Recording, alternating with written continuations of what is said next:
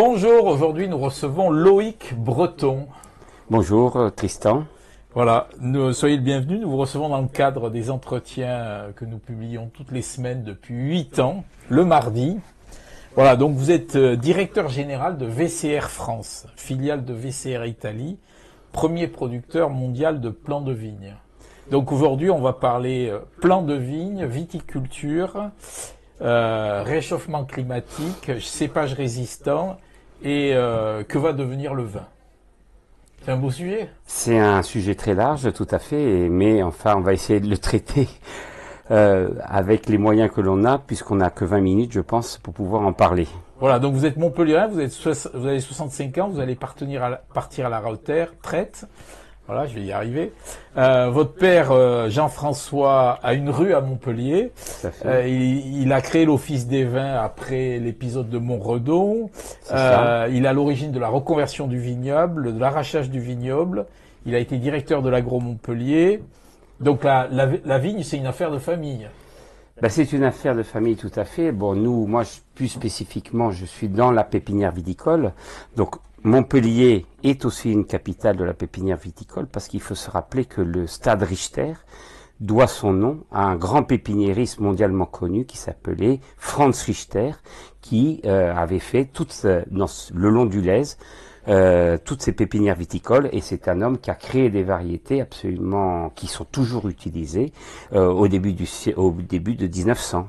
Voilà, donc Montpellier vraiment a baigné dans le monde de la pépinière viticole. Donc dans ce quartier, là où il y avait le Stade Richter, voilà, que aujourd'hui les jeunes n'y connaissent pas, mais donc le quartier de la mairie, absolument, de l'université de droit, voilà, tout ce quartier-là, c'était un quartier de pépinière. C'était ce qu'avait racheté Franz Richter, qui était originaire de Générargues à côté d'Anduze, et qui avait donc établi sur Montpellier, grâce aussi au dynamisme de l'école d'agriculture de Montpellier, place Viala, qui est là, et où il y avait les grands chercheurs, au moment du phylloxéra, qui avaient trouvé la parade, en créant, avec les vignes américaines, en créant des porte-greffes pour combattre le phylloxéra. Est-ce qu'on peut toujours dire que Montpellier est une capitale de la vigne ?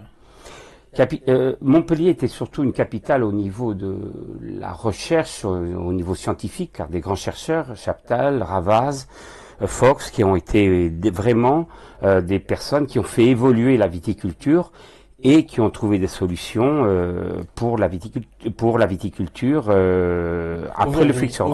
Aujourd'hui, oui. Toujours Montpellier. On est Bordeaux, Dijon, c'est quand même un peu plus.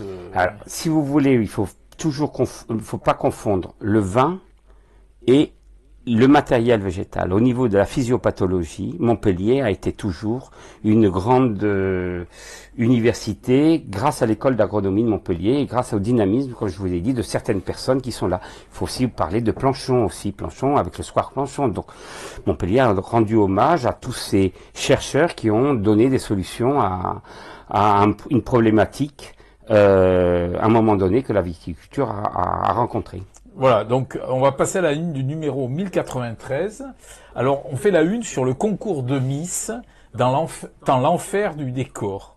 L'été est propice aux élections de Miss Languedoc. Oui. Et donc, dans tous les villages, il y a des petits concours et on raconte ce qui se passe derrière le rideau. Voilà. On revient aussi sur AD, là, qui a décroché un jackpot municipal pour une veille numérique et une veille médiatique, et on a déniché les salaires auxquels ils payaient leurs collaborateurs, et c'est des salaires misérables. Donc d'un côté le jackpot, d'un autre côté les tout petits salaires. Ensuite on revient sur Parcelle 473, trésorerie en Berne. Justice, le refuge condamné, Frédéric Le Gall retrouve le goût. Et Jeanne de Mézieux, une prestigieuse organiste montpelliéraine. Voilà, donc Loïc Breton. Le réchauffement climatique impacte-t-il la culture de la vigne ?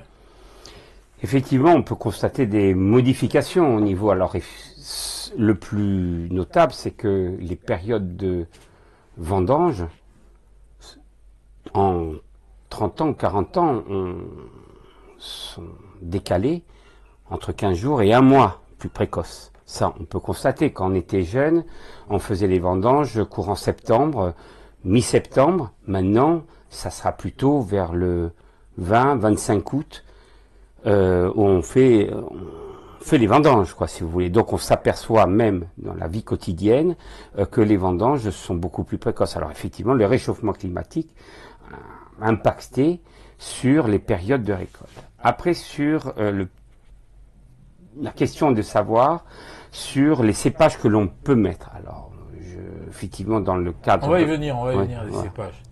On va y venir. Voilà. Le réchauffement climatique aussi implique... Quel est le problème actuellement? Du réchauffement climatique? Non, le problème de la vigne. Le problème de la vigne, bon... il faut se dire, la chose, c'est que la vigne a des problèmes d'adaptation, non pas, c'est que on utilise moins de produits phytosanitaires, donc il y a d'autres maladies apparentes qui apparaissent, puisqu'on utilise, et tant mieux, moins de pesticides. Incontestablement, on a une réglementation qui est absolument draconienne sur l'utilisation d'un certain nombre de pesticides, herbicides et autres. Donc, on a d'autres maladies qui émergent. Par exemple, on a une nouvelle maladie qui arrive et qui impacte le vignoble, qui s'appelle la flavescence dorée, où c'est une cicadelle qui vient piquer la souche et la souche meurt. Donc cette cicadelle, c'est un insecte, qu'il faut le dire, et qui transmet une maladie et la souche meurt. Il y en a beaucoup aujourd'hui. Ah ben maintenant oui. Alors la seule parade qu'il y a, c'est d'utiliser un certain nombre d'insecticides pour tuer cette cicadelle qui est le vecteur. Mais on ne peut pas utiliser bien sûr tous les insecticides et on a jusqu'à une certaine limite de pouvoir utiliser les synthétiques. Avant, on utilisait à tout va, quoi, si vous voulez. Je reviens à la vigne, là. Quel est le problème actuellement? Est-ce qu'il faut irriguer? Est-ce qu'il faut planter dans les coteaux ou sur les lits des rivières? Est-ce qu'il faut planter plus au nord? Alors, si vous voulez, alors effectivement, bon, on peut, c'est le choix du viticulteur qui doit le faire. Lorsque le viticulteur, il y a deux types de viticulture qu'on peut avoir. Une viticulture dite industrielle, on fait énormément dans un objectif de produire du vin, qui sera pas mauvais si vous voulez, et là on le met dans la plaine, avec des cépages qui sont adaptés à cela. Je pense à du chardonnay, je pense à du sauvignon blanc, je pense à d'autres variétés, mais qui sont assez... qui sont limitées déjà au niveau de la production, mais qui permettent de faire des très très bons vins. Ensuite, sur les coteaux, c'est plutôt, je dirais, plus une viticulture artisanale, quoi, si vous voulez, mais sur lequel on a des petites parcelles de 50 arbres, 1 hectare, 2 hectares, et qui ont des petits rendements, qui présentent des petits rendements, mais après, tout dépend de la rentabilité de cela. Et ça, la grande question qu'il a actuellement, c'est la rentabilité de la viticulture à ce jour. On a pu voir dans les manifestations du mois de février, mars, les viticulteurs qui ont manifesté, bloqué les autoroutes et autres, parce que ils ne gagnent plus rien au niveau de la viticulture, avec la production qu'ils font, ils ne gagnent plus rien et ils perdent même de l'argent. Et actuellement, les viticulteurs du Languedoc-Roussillon, dans la structure CAF coopérative, ne gagnent plus d'argent. Ils perdent de l'argent, donc des mesures sont envisagées actuellement, donc des mesures qu'on voit à Bordeaux, on en parle, des mesures d'arrachage pour diminuer la production, parce qu'on est actuellement en surproduction de vin, par rapport à une consommation qui a baissé. Mais voilà la difficulté actuellement de la viticulture, c'est-à-dire c'est une difficulté économique que nous rencontrons. Est-ce qu'il ne faut pas produire d'autres types de vins? Sûrement. Il faut produire, il faut écouter le consommateur, voir, sentir ce que souhaite le consommateur. Est-ce que c'est des boissons moins alcoolisées, des boissons plus fruitées, une boisson plus joviale, si je veux me dire. L'exemple le plus flagrant, c'est le succès du Prosecco. Le Prosecco qui est issu d'un cépage qui s'appelle Glera, produit dans le nord-est de l'Italie, Vénétie, Frioul, et qui a eu une envolée, puisque maintenant ils sont à peu près 900 millions de bouteilles. Pour un ordre d'idée, la Champagne, c'est 300 millions de bouteilles, donc vous voyez un peu la différence. C'est 3 fois plus de bouteilles qui sont consommées dans le monde de Prosecco que de Champagne, quoi, si vous voulez. Donc c'est pour ça. Et avec un marketing qui a été extrêmement bien pensé par les Italiens, où on ferait le spritz, on met de l'apérole, on met des martini, on met de ça. Et ça, c'est un succès incroyable, ça. Donc, il y a des solutions pour pouvoir faire revenir le consommateur à consommer du vin. Vous voyez quoi comme solution là dans notre sud de France? Alors dans notre sud de France, je vois des solutions. Un, au niveau que ce soit des vins par exemple des vins oranges, de changer des vins que nous avons actuellement très tanniques, très lourds, à haut degré d'alcool. Cela, le consommateur ne le veut plus. Ça a été ce qu'on appelait à un moment donné, au début des années 2000, fin 90, début 2000, le French Paradox avec les vins qu'on surnommait Parker, c'est-à-dire on buvait vraiment du bois, on buvait tout ça. Ces vins-là ne sont plus demandés par une grosse tranche de consommateurs, surtout les jeunes. Donc il faut reprendre, il faut reséduire les jeunes à boire du vin, soit du vin, un rouge, un rosé, un blanc, frais, fruité et tout un ensemble. Et ça nous permettra de, si vous voulez, de relancer la consommation du vin et de pouvoir vider, si vous voulez, actuellement le surplus de vin que nous avons. Pourquoi le vin nature qui se vend bien n'est pas reconnu par la viticulture?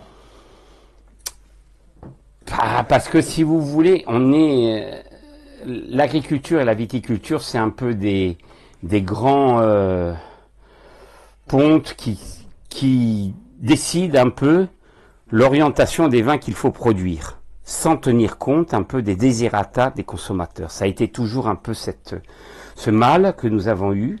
Et si vous voulez, c'est pour moi, ils n'écoutent pas suffisamment le consommateur et ils sont dans leur monde.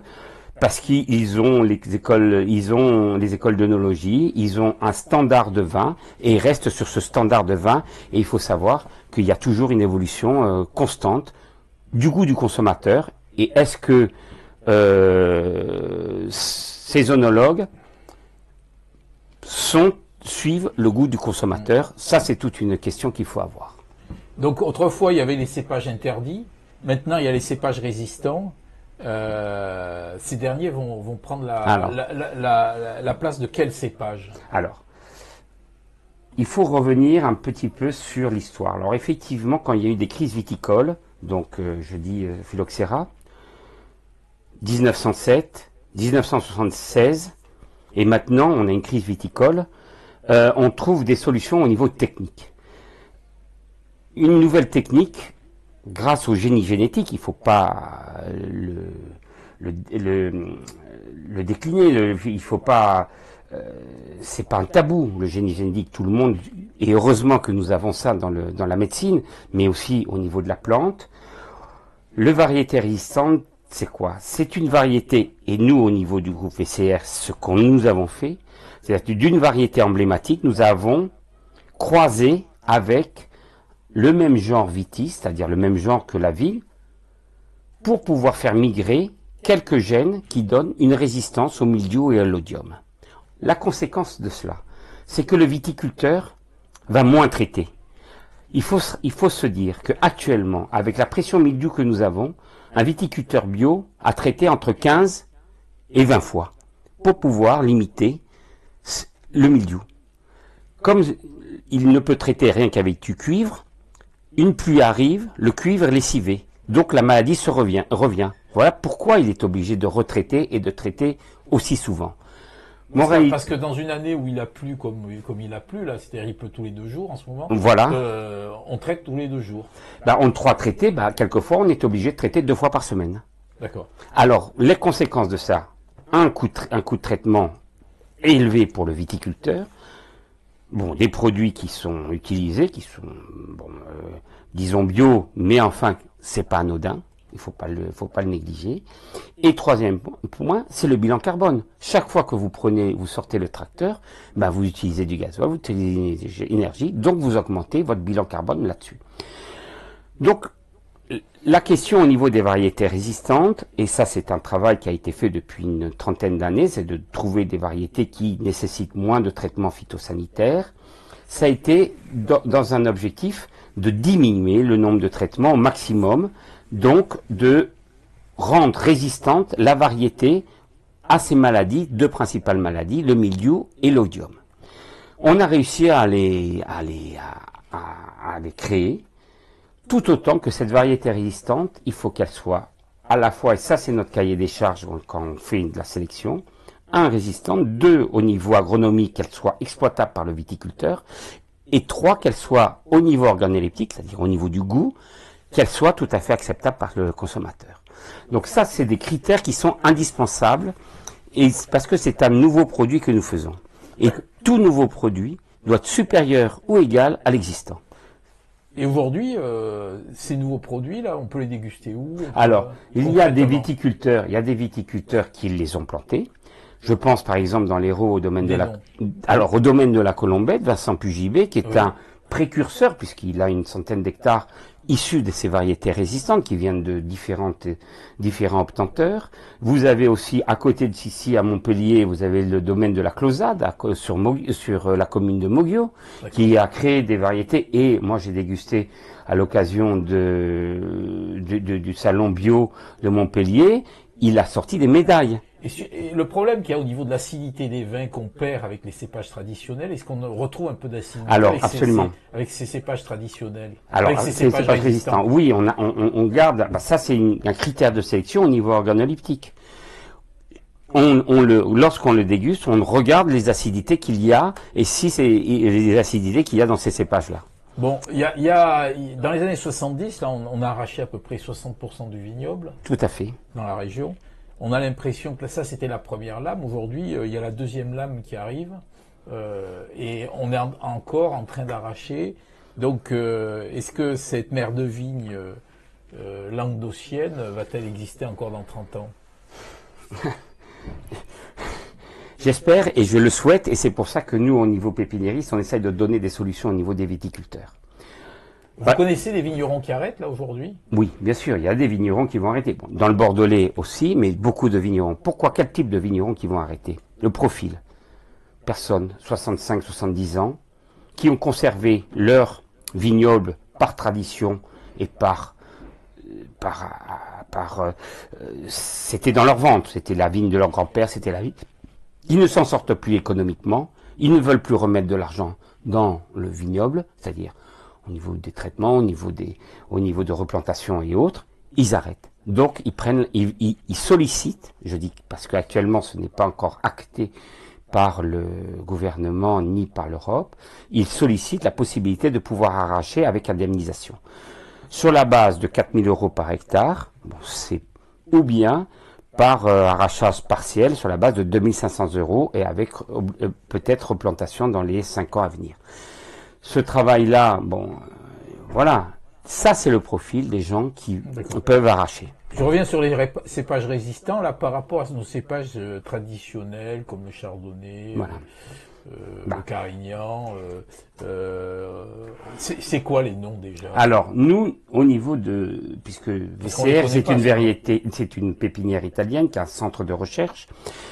Nous, c'est quoi? C'est le Merlot Corus, le Pinot Corse. C'est-à-dire qu'on a croisé... Le Pinot Corse? Oui, par exemple le Pinot Corse. Et en blanc, c'est quel type de... Eh ben là, en blanc, c'est le Sauvignon Ritos. C'est-à-dire qu'on a croisé une variété emblématique, le Sauvignon, croisé avec un géniteur du même genre Vitis, c'est-à-dire qu'il y a les gènes de la viticulture, et qu'on a fait migrer. Donc c'est un Sauvignon, c'est un papa Sauvignon et une maman du géniteur. Donc vous avez... dans le patrimoine génétique, 50% de Sauvignon, 50% du géniteur. Voilà. Alors, ces innovations sont parfois contestées, surtout par l'administration française, qui, dans les processus d'agrément, se sent un peu dépossédée de la tradition, on va dire. Voilà. On peut dire ça comme ça, de façon évidente. Si vous voulez, il y a un monopole, et là, il ne faut pas le négliger, de l'INRA, qui est là, grand organisme de recherche, qui a fait énormément évoluer la recherche française, mais ce monopole-là, il est contesté par des obtenteurs, comme nous, privés ou autres, et qui arrivent avec des nouvelles variétés. Donc alors effectivement, le monde de la viticulture est bien, c'est un un vieux monde, nous sommes dans un vieux pays. Donc un vieux pays de tradition viticole, lorsqu'il y a quelqu'un qui vient les bousculer, ça pose toujours problème. Il y a de Donc, l'inertie. voilà, alors il y a une certaine... Donc on bouscule un petit peu un monopole de l'INRA par rapport à ça. Bon, ce que je souhaite, c'est que eux comprennent cette évolution.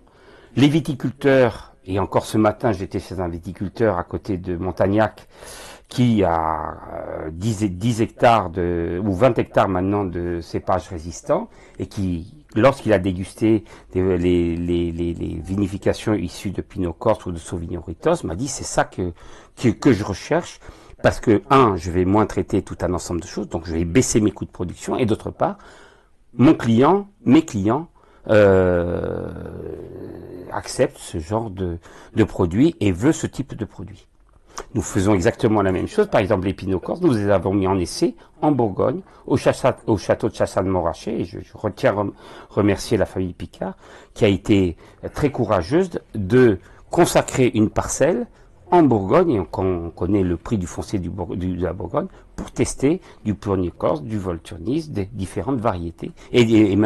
Parce que ces cépages résistants, ils sont acceptés partout dans le monde. Alors, ils sont agréés en Europe, parce que on est européen, et en France, on a des difficultés quelquefois à les faire agréer. Donc, il y a eu à un moment donné une volonté de faire un blocage de ces variétés-là, donc par ça. Bon, maintenant, j'espère que par la pression et dans les cas de crise économique que nous avons actuellement, il faut trouver des solutions et il faut donner par la technique une solution à l'économie que nous avons.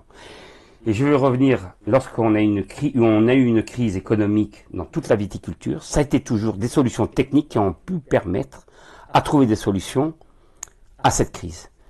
Phylloxéra, les porte-greffes, 1976, rénovation du vignoble avec des cépages dits améliorateurs, Merlot, Cabernet Sauvignon, Chardonnay, Sauvignon Blanc, Syrah, Grenache et tout un ensemble de choses. C'est la technique qui a permis de trouver des solutions à une crise économique. Il ne faut pas l'oublier, et ça, c'est l'histoire qui nous le dit. Là, ce qu'on pourrait dire, c'est qu'aujourd'hui, les solutions à la crise, c'est les cépages résistants et des vins plus légers, en mode vin nature.